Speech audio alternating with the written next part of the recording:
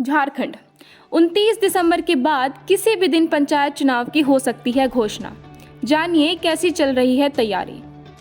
झारखंड में पंचायत चुनाव जनवरी-फरवरी 2022 में ही होने की संभावना है। इस वर्ष नवंबर-दिसंबर तक राज्य सरकार पंचायत चुनाव के लिए जमीन तैयार करेगी। इसकी तैयारी शुरू कर दी गई है। आपके अधिकार आपकी सरकार आपके द्वार कार्यक्रम के माध्यम से राज्य सरकार सभी जिला, प्रखंड, नगर निकाय समेत 4,351 पंचायतों के लोगों के घरों तक पहुंचेगी। इस दौरान पंचायतों में कैंप लगाकर लोक कल्याणकारी योजनाओं से जरूरतमंद लोगों को लाभान्वित किया जाएगा। अब नई मतदाता सूची के आधार पर राज्य में हो सकेगा पंचायत चुनाव। जनवरी-फरवरी 2022 में पंचायत चुनाव होने पर नई मतदाता सूची के अनुसार चुनाव हो सकेंगे। जनवरी के पहले सप्ताह में नई मतदाता सूची का प्रकाशन होता है। अगर मतदाता सूची के प्रकाशन के पूर्व अधिसूचना जारी की जाती है तो चुनाव उस आधार पर होंगे, नहीं तो नई मतदाता सूची के आधार पर चुनाव आयोजित किए जाएंगे। नई मतदाता सूची के आधार पर चुनाव होने पर निर्वाचन विभाग का काम बढ़ जाएगा और फिर से मतदाताओं की सूची तैयार करनी होगी।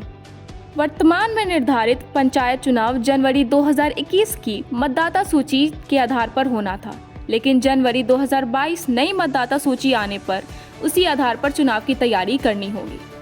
सभी जगहों पर नई मतदाता सूची देनी होगी, जिसके बाद नया वोटर लिस्ट निकाला जाएगा और तभी चुनाव हो सकेगा।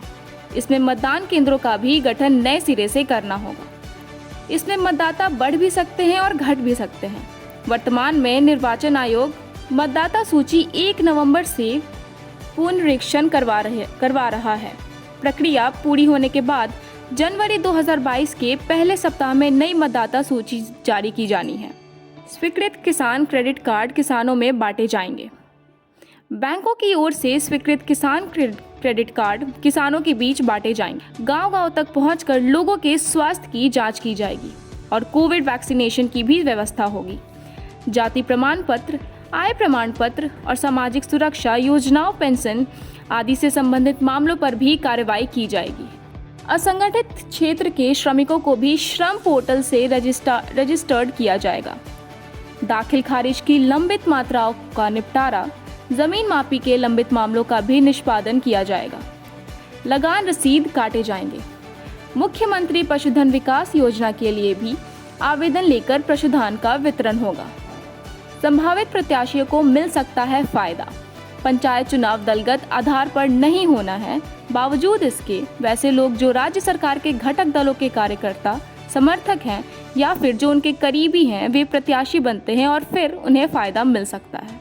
पंचायत चुनाव में संभावित प्रत्याशी भी इन योजनाओं को लागू करने और लाभान्वित करने के लिए कोई असर नहीं छोड़ेंगे। वे भी बढ़ चढ़कर हिस्सा लेंगे और जिन लोगों तक इसका लाभ नहीं मिल पा रहा है उन्हें वह कैंप में लाकर लाभान्वित कराएंगे।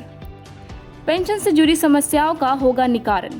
सरकार आ रही है आपके द्वार कार्यक्रम के तहत पेंशन के लिए आवेदन लिए जाएंगे और इससे जुड़ी समस्याओं का निराकरण किया जाएगा।